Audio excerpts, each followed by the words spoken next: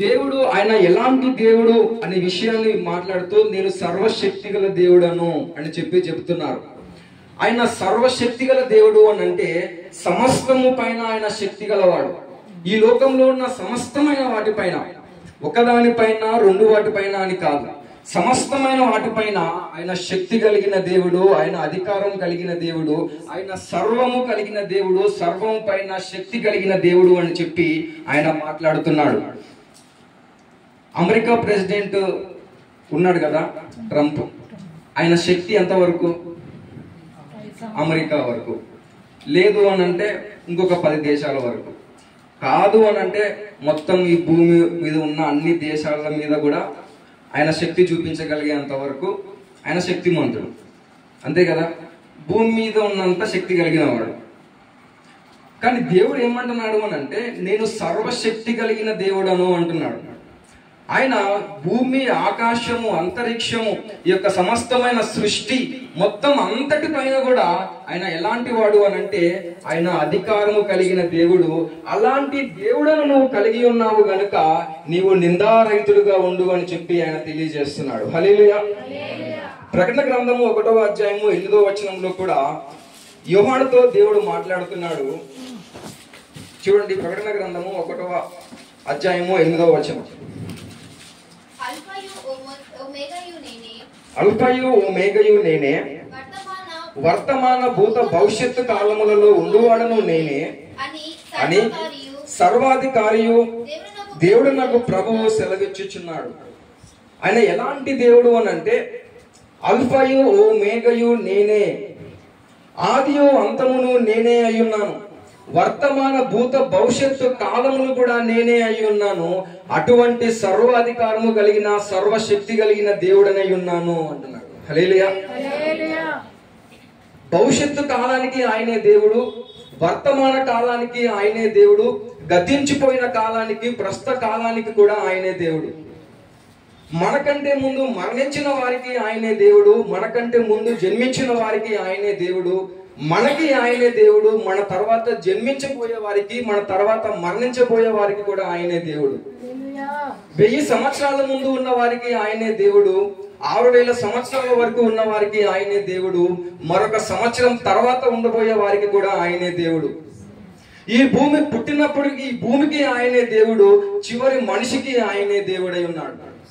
ఆదియు నేనే, అల్ఫయు నేనే అయి ఉన్నాను అంటున్నాడు. వర్తమాన భూత భవిష్యత్తు కాలములలో ఉన్న ప్రతి ఒక్కరికి కూడా నేనే దేవుడనై ఉన్నాను. నేను ఎవరిని అని అంటే సర్వశక్తి గల దేవుడను అని చెప్పి అంటున్నాడు. హల్లెలూయా. మన దేవుడు ఎలాంటి వాడు?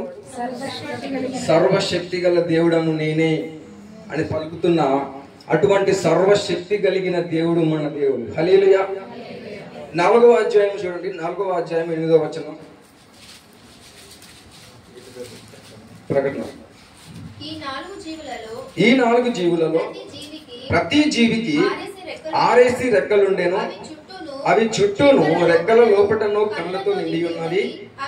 అవి భూత వర్తమాన భవిష్యత్తు కాలములలో ఉండు సర్వాధికారియు దేవుడు నాకు ప్రభువు, పరిశుద్ధుడు పరిశుద్ధుడు పరిశుద్ధుడు అని మానక రాత్రింబగలు చెప్పుచూ ఉండెను. హల్లెలూయా.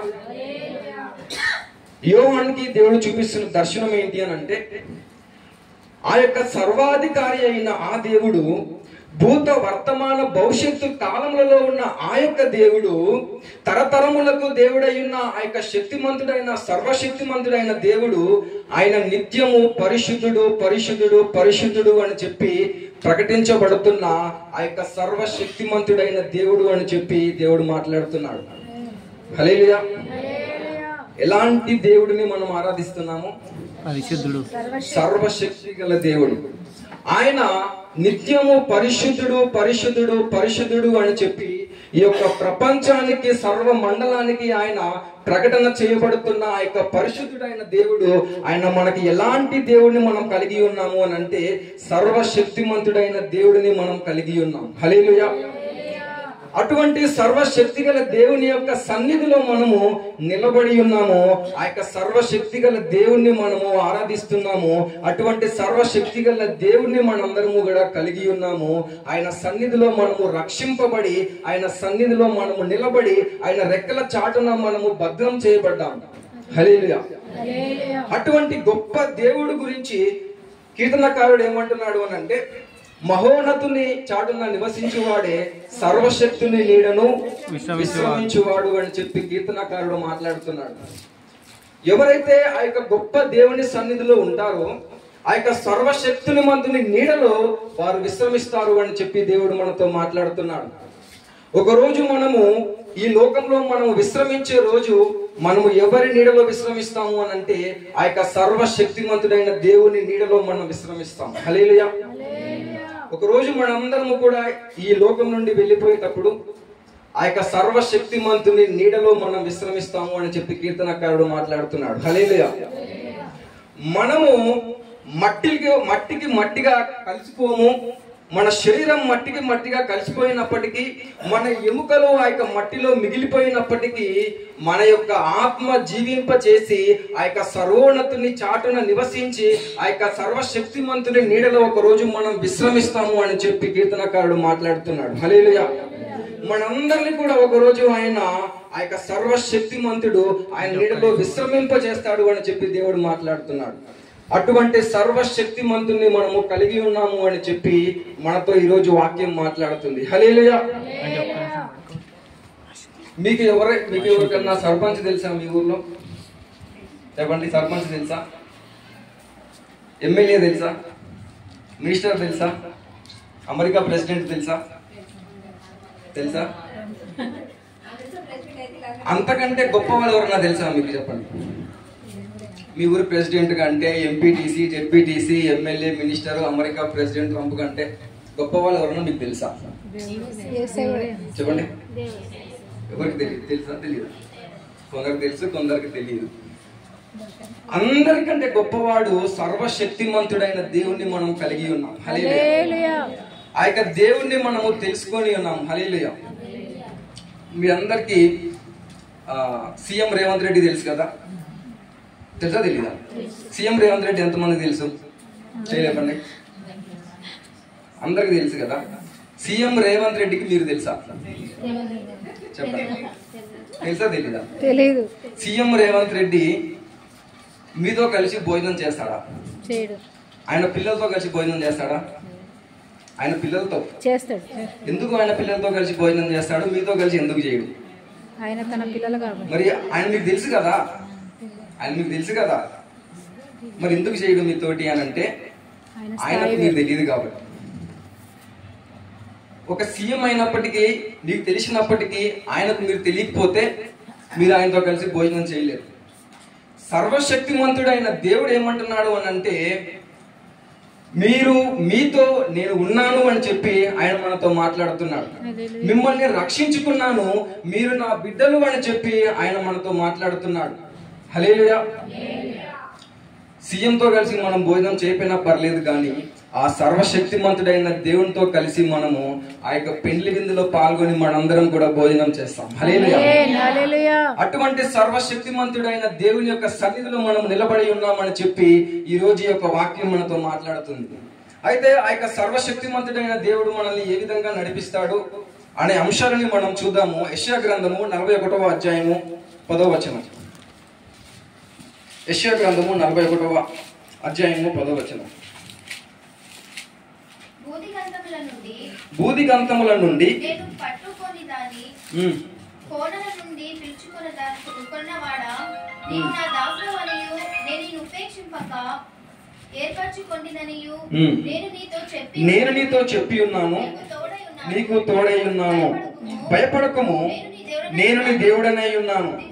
దిగులు పడకము, నేను నిన్ను బలపరుతును.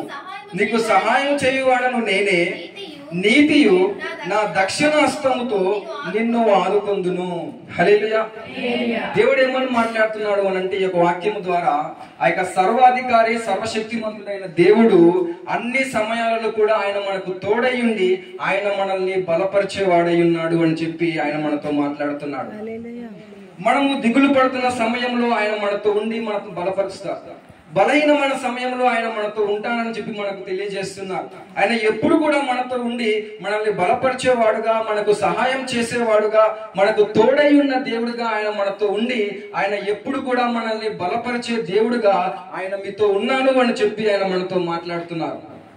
ఆ యొక్క సర్వశక్తిమంతుడైన దేవుడు మనల్ని ఎలా నడిపిస్తారు అని అంటే, బలహీనమైన సమయంలో మనల్ని బలపరిచి ఆయన మనల్ని బలవంతులుగా చేసి ఆయన మనల్ని నడిపిస్తారు. హల్లెలూయా, హల్లెలూయా.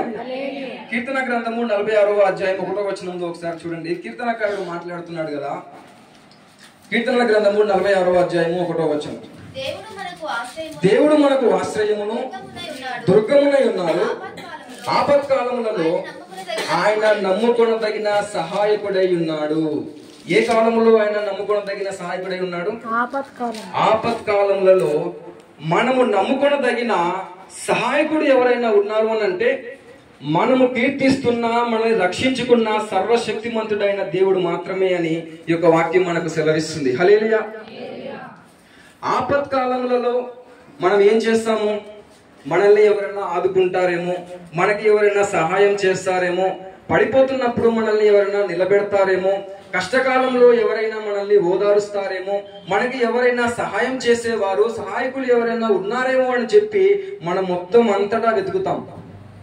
కానీ వాక్యం మనకి ఏమని సెలవిస్తుంది అని అంటే, ఆపత్కాలములలో నీవు నమ్ముకొనదగిన సహాయకుడు ఎవరైనా ఉన్నారు అని అంటే, నీవు ఎవరి సన్నిధిలో నిలబడి ఉన్నావో ఆ యొక్క సర్వశక్తిమంతుడైన దేవుడు ఆపత్కాల సమయములలో నీవు నమ్ముకొనదగిన సహాయకుడుగా ఆయన నీ మధ్యలో ఉన్నాడు అని చెప్పి దేవుడు మనతో మాట్లాడుతున్నారు.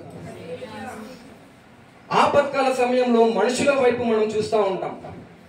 కానీ దేవుడు ఏమని మాట్లాడుతున్నారు అని అంటే, ఆపత్కాల సమయంలో నీవు గనక దేవుని వైపు చూస్తే ఆ యొక్క సహాయాన్ని నీకు అందించి నిన్ను బలపరిచే దేవుడుగా ఆ యొక్క సర్వశక్తిమంతుడైన దేవుడు నీతో ఉన్నాడు అని చెప్పి ఆయన మాట్లాడుతున్నారు. ఫిలిప్పీలకు రాసిన పత్రికలో పౌలు మాట్లాడుతున్నాడు కదా, 4వ అధ్యాయం 13వ వచనంలో, నన్ను బలపరచువాని అందే నేను సమస్తమును చేయగలను అని చెప్పి ఆయన మాట్లాడుతున్నారు. నన్ను బలపరిచే దేవుడు నాతో ఉన్నాడు కనుక నేను సమస్తాన్ని కూడా చేస్తాను. నేను చేయలేదంటూ ఏది లేదు. ఎందుకు అనంటే, నన్ను బలపరిచే ఆ యొక్క దేవుడు నాతో ఉన్నాడు. ఆ యొక్క బలవంతుడైన దేవుడు నాతో ఉన్నాడు గనక నేను ఏ సమయంలో అయినా సరే నేను ఎవరికి దేనికి భయపడను, ఏ మనుషుని వైపు కూడా నేను చూడను. ఆ యొక్క గొప్ప దేవుడు, సర్వశక్తిమంతుడు, నన్ను అనుక్షణము బలపరిచే ఆ యొక్క బలవంతుడైన ఆ యొక్క దేవుడు నాతో ఉన్నాడు గనక నేను ప్రతి సమయంలో కూడా ప్రతి పనిని కూడా నేను చేయగలను అని చెప్పి పౌలు మాట్లాడుతున్నారు. హల్లెలూయా, హల్లెలూయా. ఆశ్చర్యకరుడు, ఆలోచనకర్త, నిత్యుడగు తండ్రి, సమాధానకర్త. ఆశ్చర్యకరుడు, ఆలోచనకర్త, నిత్యుడగు తండ్రి, సమాధానకర్త. ఆశ్చర్యకరుడు, ఆలోచనకర్త, నిత్యుడగు తండ్రి, సమాధానకర్త. తన వంటి గొప్ప దేవుడే ఎవరున్నారు? తన సాటైనా నీకైనా దేవుడు లేనిదే. తన వంటి గొప్ప దేవుడే ఎవరున్నారు?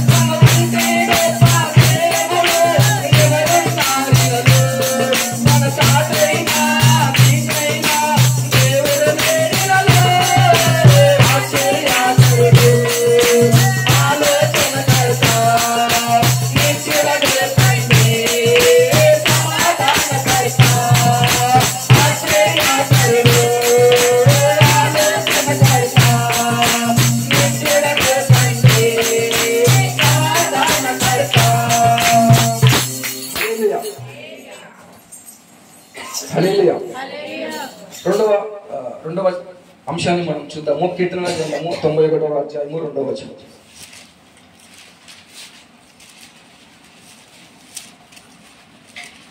ఆయనే నాకు ఆశ్రయము నా కోట నేను నమ్ముకొను నా దేవుడని. ఆయనే నాకు ఆశ్రయము నా కోట నా కోట నేను నమ్ముకొను నా దేవుడని. నేను నమ్ముకొను నా దేవుడని నేను యెహోవాను గూర్చి చెప్పుచున్నాను. నేను యెహోవాను గూర్చి చెప్పుచున్నాను. చాలు. చూడండి, ఈ వాక్యంలో మాట్లాడుతున్నాడు కదా కీర్తనకారుడు. సర్వశక్తిమంతుడైన దేవుడు ఆయన ఎవరు అని అంటే, ఆయనే నాకు ఆశ్రయము, నా కోట, నేను నమ్ముకోదగిన నా దేవుడు అని చెప్పి మాట్లాడుతున్నాను. ఆ దేవుడు మనకు ఎవరు అని అంటే, ఆయన మనకు ఆశ్రయమై ఉన్నాడు అని చెప్పి మాట్లాడుతున్నాను. రెండవ అంశం ఏంటి? ఆయన మనకు ఆశ్రయమై ఉన్నాడు. ఆ సర్వశక్తిమంతుడైన దేవుడు మనకి ఆశ్రయమై ఉన్నాడు. ఆశ్రయము అనంటే ఆయన దగ్గర మనము ఉండడం. మనము ఎవరికైనా ఆశ్రయాన్ని ఇస్తున్నాము అని అంటే దాని అర్థం ఏంటి? ఎవరినైనా మన దగ్గరికి ఉండనిస్తున్నాము అని అర్థం. లేదు, మనం ఒకరి దగ్గర ఆశ్రయం పొందుతున్నాము అని అంటే ఒకరి దగ్గర మనము ఉంటున్నాము అని అర్థం. దేవుడు ఆయనే నాకు ఆశ్రయము అని కీర్తనకారుడు అంటున్నాడు అని అంటే, దావీదుకి ఇల్లు లేదా? చెప్పండి, ఇల్లు ఉంది కదా. మరి నేను మరొక చోట ఆశ్రయం పొందుతున్నాను అని అంటున్నాడు ఏంటి? ఆయనకు ఇల్లు ఉంది, ఆయన రాజు కాబట్టి ఆయనకు కోట ఉంది, ఆయనకు బంగ్లాలు ఉన్నాయి, అన్నీ ఉన్నాయి. అయినా సరే దేవుడు నాకు ఆశ్రయమై ఉన్నాడు అనంటే, నేను ఆ యొక్క దేవుని దగ్గర నేను నివసిస్తున్నాను, ఆ యొక్క దేవుని దగ్గర నేను జీవిస్తున్నాను. ఆయన నాకు ఆశ్రయమై ఉన్నాడు గనక, ఆయన నాకు కోట అయి ఉన్నాడు గనక, నేను నమ్ముకోదగిన దేవుడు అయి ఉన్నాడు గనక, నేను ఆయన సన్నిధిలో ఆశ్రయం పొందుతున్నాను గనక, నేను ఎప్పుడు కూడా ఏ పరిస్థితికి కూడా నేను భయపడను అని చెప్పి కీర్తనకారుడు మనతో మాట్లాడుతున్నాడు. హల్లెలూయా. మనము ఎప్పుడు ఈ లోకంలో ధైర్యంగా ఉంటాము అని అంటే, మనం కొనుక్కున్న ఇంట్లో మనం ఉన్నప్పుడు. అవునా?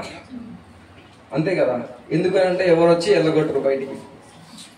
మరి మనము అంత గొప్ప సర్వశక్తిమంతుడైన దేవుని యొక్క ఆయన యొక్క సన్నిధిలో, ఆయన యొక్క నీడలో మనము ఆశ్రయం కలిగి ఉన్నాము అని అంటే మనం ఇంకెంత ధైర్యంగా ఉండాలి. అందుకనే భక్తుడు అంటున్నాడు కదా, నేను సర్వశక్తిమంతుడైన దేవుడి దగ్గర నేను ఆశ్రయం పొంది ఉన్నాను గనుక, నాకు ఆయనే ఆశ్రయము గనుక, నేను ఏ పరిస్థితికి కూడా లొంగను, నేను భయపడను అని చెప్పి భక్తుడు మాట్లాడుతున్నాడు. హల్లెలూయా. మనకు భయం కలిగినప్పుడు మనం గుర్తుపెట్టుకోవాల్సిన అంశం ఏంటి అని అంటే, సర్వశక్తిమంతుడైన దేవుడు, సర్వాన్ని సృష్టించిన దేవుడు, ఆయన మనకు ఆశ్రయమై ఉన్నాడు. హల్లెలూయా. ఆయన మనకు ఆశ్రయమై ఉంటే ఏం జరుగుతుంది? సామెతల గ్రంథము 18వ అధ్యాయము 10వ వచనం. సామెతలు 18:10. యెహోవా నామము బలమైన దుర్గము గనుక నీతిమంతుడు అందులోనికి పరిగెత్తి సురక్షితముగా ఉండును. నీతిమంతుడు అందులో పరిగెత్తి ఎలా ఉంటాడు? సురక్షితముగా ఉంటాడు. హల్లెలూయా. ఎలా ఉంటారు? ఆయన ఆశ్రయం పొందిన వారు ఎలా ఉంటారు? సురక్షితముగా ఉంటారు. అంటే ఏ భయము లేకుండా, ఏ దిగులు లేకుండా, ఏ చింత లేకుండా, సురక్షితముగా అంటే నాకు ఏమవుతుందో అనే ఆలోచన, భయం లేకుండా ఉండాలి అని అంటే మనము ఆ యొక్క సర్వశక్తిమంతుడైన దేవుని యొక్క ఆశ్రయంలో మనం ఉండాలి. అలా ఉన్నప్పుడు మనం ఎలా ఉంటాము అని అంటే, ఆ ఆశ్రయంలో మనము సురక్షితంగా ఉంటాము అని చెప్పి వాక్యం మనకు సెలవిస్తుంది. హల్లెలూయా. హల్లెలూయా. ఈ లోకంలోనైనా, ఈ లోకాన్ని విడిచిపెట్టిన తర్వాత అయినా మనము సురక్షితంగా ఉండాలి అని అంటే మనకు ఆశ్రయమై ఉన్న ఆ యొక్క సర్వశక్తిమంతుడైన దేవుని దగ్గర మనము ఆశ్రయము పొందిన వారంగా ఉండాలి. హల్లెలూయా. హల్లెలూయా. ఆ సర్వశక్తిమంతుడైన దేవుని దగ్గర కనుక మనం ఆశ్రయము పొంది గనక లేకపోతే, ఈ లోకంలోనైనా, ఈ లోకం విడిచిపెట్టిన తర్వాత అయినా మనము ఎక్కడుంటాము? దేవుడికి అవతల ఉంటాం. దేవుని దగ్గర కాకుండా దేవుడికి అవతల ఉంటాం. దేవుడికి అవతల ఉండడము అని అంటే ఆ యొక్క నిత్య జీవానికి అవతల దూరంగా ఉండడం. మనము ఆయన సన్నిధిలో ఆయన ఆశ్రయం పొందినప్పుడు మనము సురక్షితముగా ఆయన సన్నిధిలో మనం ఉంటాము అని చెప్పి ఈ యొక్క వాక్యం మనకు సెలవిస్తుంది. హల్లెలూయా, హల్లెలూయా. మూడో అంశాన్ని మనం చూద్దాము. ఫిలిప్పీలకు రాసిన పత్రిక 4వ అధ్యాయము 6-7 వచనం. దేనిని గూర్చి చింతపడకుడి, కానీ ప్రతి విషయములోను ప్రార్థన విజ్ఞాపముల చేత కృతజ్ఞతాపూర్వకముగా మీ విన్నపములను దేవునికి తెలియజేయుడి. అప్పుడు సమస్త జ్ఞానమునకు మించిన దేవుని సమాధానము యేసుక్రీస్తు వలన మీ హృదయములకును మీ తలంపులకును కావలియుండును. హల్లెలూయా. దేవుడు ఏమని మాట్లాడుతున్నాడు అని అంటే, సమస్తమైన విషయములలో దేని విషయంలోనైనా సరే, దేని గూర్చి అయినా సరే మీరు చింతపడకండి. దేని గురించి అయినా సరే మీరు చింతపడకండి. మీరు ఏం చేస్తారు అని అంటే, సమస్తమైన విషయములలో మీరు దేవునికి విజ్ఞాపముల చేత, ఆ యొక్క ప్రార్థన చేత, కృతజ్ఞతా చేత మీరు దేవుడికి ప్రార్థించండి.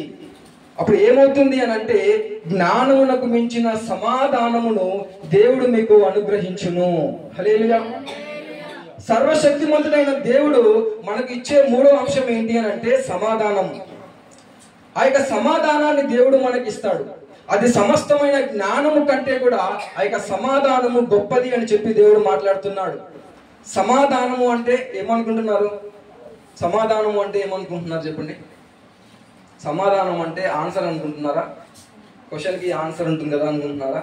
సమాధానం అంటే ఇక్కడ రాయబడిన సమాధానం ఏంటి అని అంటే శాంతి, నెమ్మది, మనశ్శాంతి, ప్రశాంతత. ఇవన్నీ కూడా దేవుడు మనకి అనుగ్రహిస్తాడు అని చెప్పి రాయబడి ఉంది. మీరు దేని గురించి కూడా చింతపడకండి.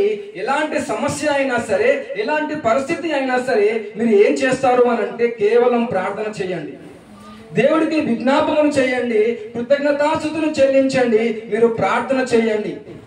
దేవుడు అప్పుడు మీకు సమాధానాన్ని అనుగ్రహిస్తారు అని చెప్పి వాక్యం మనతో మాట్లాడుతుంది. మనకి అన్నీ ఉన్నాయి అనుకోండి, అన్నీ ఉన్నాయి కానీ సమాధానం లేదనుకోండి, ఎలా ఉంటుంది చెప్పండి? ఎలా ఉంటుంది? మనం అన్ని కలిగి ఉన్నాం కానీ ప్రశాంతత లేదు, ఎలా ఉంటుంది? సమస్తాన్ని కలిగి ఉన్నాము కానీ మనశ్శాంతి లేదు, ఎలా ఉంటుంది? లేదు, ఒక పరిస్థితి ఎదురైంది, ఆ పరిస్థితిని బట్టి మనము దిగులు పడుతున్నాము, చింతపడుతున్నాము, బాధపడుతున్నాము. అప్పుడు సమాధానాన్ని, ప్రశాంతతని మనం కోల్పోయాము. ఆ పరిస్థితి ఎలా ఉంటుంది?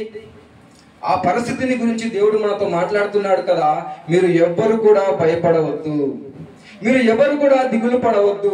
ఎందుకంటే సర్వశక్తిమంతుడైన దేవుడు మీతో ఉన్నాడు కనుక మీరు ఏ విషయాన్ని గురించి కూడా మీరు దిగులు పడవద్దు, భయపడవద్దు. కేవలం మీరు ప్రార్థించండి, దేవుడు ఆ యొక్క సమాధానాన్ని మీకు అనుగ్రహిస్తాడు అని చెప్పి దేవుడు మాట్లాడుతున్నాడు. ఆ యొక్క సమాధానాన్ని మీకు ఇచ్చి మీకు నెమ్మదిని కలుగజేస్తాడు అని చెప్పి దేవుడు మీతో మాట్లాడుతున్నాడు. కేవలం మీరు ప్రార్థిస్తే చాలు, ఏ విషయం గురించి కూడా మీరు దిగులు పడవద్దు, బాధపడవద్దు అని చెప్పి దేవుడు మాట్లాడుతున్నాడు. ఎందుకు అని అంటే మీరు ఎవరి సన్నిధిలో నిల్చున్నారో మీరు తెలుసుకోవాలి. ఎవరి సన్నిధిలో మీరు ఉన్నారు అని అంటే ఆ యొక్క సర్వశక్తిమంతుడైన దేవుని సన్నిధిలో మనము నిలబడి ఉన్నాం. హల్లెలూయా. భూమికి ఆకాశానికి దేవుడైన ఆ యొక్క సర్వశక్తిమంతుని సన్నిధిలో మనం నిలబడి ఉన్నాం. అల్ఫాయు ఒమేగా అయిన ఆ యొక్క సర్వశక్తిమంతుని యొక్క సన్నిధిలో మనము నిలబడి ఉన్నాము. భూత భవిష్యత్తు వర్తమాన కాలానికి దేవుడైన ఆ యొక్క సర్వాధికారి అయిన దేవుని సన్నిధిలో మనము నిలబడి ఉన్నాం. నిత్యము పరిశుద్ధుడు పరిశుద్ధుడు పరిశుద్ధుడు అని చెప్పి ఈ యొక్క ప్రపంచానికి ప్రకటించబడుతున్న ఆ యొక్క పరిశుద్ధమైన దేవుని యొక్క సన్నిధిలో మనం నిలబడి ఉన్నాం. అమెరికా ప్రెసిడెంట్ ఒకరు చచ్చిపోతాడు, అవునా కదా? కానీ మన దేవుడు యుగ యుగములకు కూడా ఆయన సజీవుడై ఉన్నాడు. ఆయన యందు విశ్వాసం ఉంచిన వాడు కూడా ఒకరోజు మరణించినప్పటికీ వాడు కూడా తిరిగి లేచి సజీవుడుగా ఆయన సన్నిధిలో నిలబడి ఉంటాడు. హల్లెలూయా. అటువంటి దేవుడు మనతో మాట్లాడుతున్నాడు కదా, ఈ లోకంలో మీరు మనశ్శాంతిని కోల్పోయినా, సమాధానాన్ని కోల్పోయినా ఆ యొక్క సమాధానాన్ని ఇచ్చే సర్వశక్తిమంతుడైన దేవుడు మీతో ఉన్నాడు అని చెప్పి మాట్లాడుతున్నాడు. హల్లెలూయా. మత్తయి సువార్త 11వ అధ్యాయము 28వ వచనములో ప్రభువైన యేసుక్రీస్తు ఏమంటున్నారు అని అంటే, ప్రయాసపడి భారం మోసుకొని పోచున్న సమస్త జనులారా నా యుద్ధకు రండి అంటున్నారు. ప్రయాసముతో, భారముతో, ఆ యొక్క భారాన్ని మోసుకొని పోతున్న సమస్తమైన జనులను ఆయన పిలుస్తున్నారు. ఈ లోకంలో ఉన్న జనులు ఎలా ఉన్నారు అని అంటే వారు ప్రయాసముతో ఉన్నారు. ఈ లోకంలో ఉన్న జనులు ఎలా ఉన్నారు అని అంటే వారు భారంతో ఉన్నారు. ఈ లోకంలో ఉన్న జనులు వారు ఏ విధంగా వారు నడుస్తున్నారు అని అంటే వారు బరువుతో నడుస్తూ ఉన్నారు. ఈ లోకంలో వారు పాపము శాపము అనే ఒక బరువు భారాన్ని మోస్తున్నారు. దిగులు చింత అనే బరువుని భారాన్ని మోస్తున్నారు. అసమాధానము అనే ఒక బరువుని మోస్తున్నారు.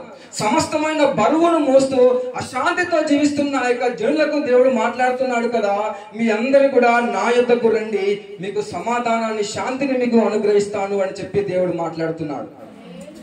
హల్లెలూయా. అటువంటి సర్వశక్తిమంతుడైన దేవుని సన్నిధిలో మనము ఉన్నాము గనుక మనం గుర్తుపెట్టుకోవాల్సిన అంశము ఏంటి అని అంటే సృష్టికి పైగా ఉన్న ఆ యొక్క దేవుడు మనతో ఉన్నాడు. ఆయన మనకు తోడుగా ఉన్నాడు గనుక ఏ సందర్భంలో అయినా సరే మనం చేయవలసిన అంశం ఒకటే, మనం మోకరించి ప్రార్థన చేయడం మాత్రమే. హల్లెలూయా, హల్లెలూయా. వాక్యం అర్థమవుతుందండి? నీవే కృపాధారము త్రియేక దేవా, నీవే సమాధానము పరిశుద్ధుడా, నీవే కృపాధారము త్రియేక దేవా, నీవే క్షేమాధారము నా యేసయ్యా. నూతన బలమును నవనూతన కృపను, నూతన బలమును నవనూతన కృపను నేటి వరకు దయచేసి ఉన్నావు. నిన్నే ఆరాధించును పరిశుద్ధుడా, ఐదో సంగీతము నీకేనయ్యా. నిన్నే ఆరాధించును పరిశుద్ధుడా, ఐదో సంగీతము నీకేనయ్యా. నీవే సమాధానము త్రియేక దేవా, నీవే సమాధానము నా యేసయ్యా. నీవే సమాధానము త్రియేక దేవా, నీవే సమాధానము నా యేసయ్యా. హల్లెలూయా. చివరి అంశాన్ని మనం చూద్దాము. ద్వితీయోపదేశ కాండము 31వ అధ్యాయము 8వ వచనం. ద్వితీయోపదేశ కాండము 31వ అధ్యాయము 8వ వచనం. నీ మందిరములో ఆయన నీకు తోడైయుండును, ఆయన నిన్ను విడువడు, నిన్ను ఎడబాయడు, భయపడకము, విస్మయం పొందకము. చాలు. చూడండి, దేవుడు ఏమని మాట్లాడుతున్నాడు అని అంటే నీ దేవుడైన యెహోవా ఆయన నీకు తోడైయుండును. నీకు తోడైయున్న దేవుడు నీతో ఎలా ఉంటాడు అని అంటే నిన్ను ఎన్నడూ కూడా విడువడు ఎడబాయడు అని చెప్పి మాట్లాడుతున్నాడు. ఆ యొక్క సర్వశక్తిమంతుడైన దేవుడు మన విషయంలో ఎలా ఉన్నాడు అని అంటే ఎన్నడూ కూడా విడువడు ఎడబాయడు అని చెప్పి మాట్లాడుతున్నాడు. హల్లెలూయా, హల్లెలూయా. మనతో ఉన్న ఆ యొక్క దేవుడు ఎలాంటి దేవుడు అని అంటే మనల్ని ఎప్పుడు కూడా విడువడు ఎడబాయడు అని చెప్పి వాక్యం మనకు తెలియజేస్తుంది. ఏ సందర్భంలోనైనా ఏ పరిస్థితిలోనైనా మనల్ని విడిచిపెట్టని దేవుడిని మనం కలిగి ఉన్నాం. మనల్ని విడిచిపెట్టని దేవుడు మనతో ఉన్నాడు గనక మీరు ఏ సందర్భంలో కూడా భయపడవద్దు అని చెప్పి వాక్యం మనకు తెలియజేస్తుంది. యెహోషువ గ్రంథంలో కూడా దేవుడు యెహోషువతో మాట్లాడతాడు కదా, మోషేకి తోడై ఉన్న దేవుడైన నేను నీకును తోడై ఉన్నాను, నిన్ను విడువను ఎడబాయను అని చెప్పి మాట్లాడుతున్నాడు. దేవుడు మోషేతో మాట్లాడుతున్నాడు, నిన్ను విడువను ఎడబాయను అని మాట్లాడుతున్నాడు. యెహోషువతో మాట్లాడుతున్నాడు, నిన్ను విడువను ఎడబాయను అని మాట్లాడుతున్నాడు. ఈ రోజు అదే దేవుడు మనందరితో కూడా మాట్లాడుతున్నాడు, నిన్ను విడువను ఎడబాయను అని చెప్పి మాట్లాడుతున్నాడు.